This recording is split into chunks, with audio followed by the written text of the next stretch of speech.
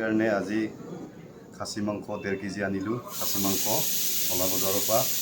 আৰু এইফালে মাছ, লোকেল মাছ, ৰৌ মাছ, আৰু পিঁয়াজ জলকীয়া কাটি থলোঁ, আদা ৰচুন পিচি থলোঁ, তাৰপিছত আলু, বিলাহী কাটি থলোঁ। আলু বিলাহী মাছ হ'ব, আৰু আলু আৰু খাচী মাংসই হ'ব আজি খানা। এই মাছ ফ্ৰাই কৰি আছোঁ, মাছটো ফ্ৰাই কৰি লওঁ।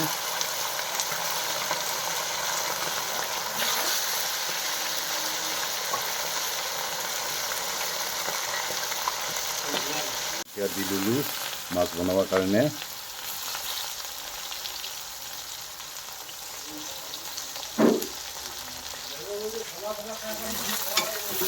লগতে ভাজি কৰি ল'ম।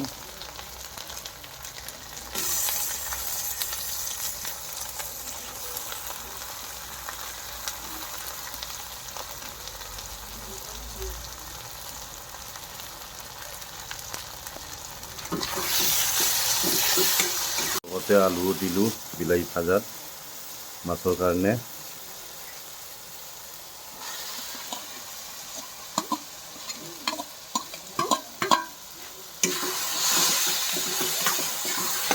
এই তৰকাৰীত পানী দিলোঁ মাছৰ তৰকাৰীত।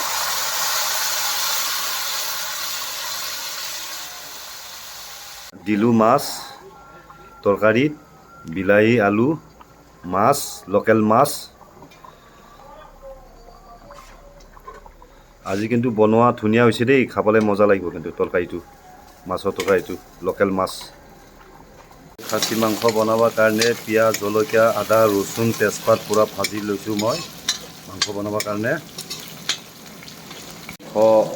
দিলোঁ খাচী মাংস, পূৰা ভাজি লওঁ মাংসটো।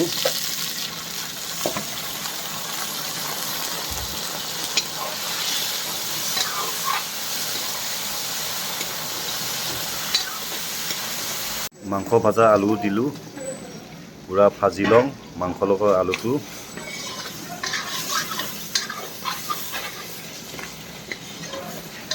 মাংসটো পূৰা ড্ৰাই ফ্ৰাই কৰি লৈছোঁ আগতে ধুনীয়াকৈ।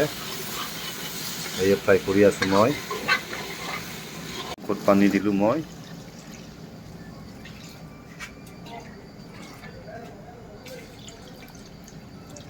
মাংস হিলাই আছোঁ মই পানী দি পেলাই।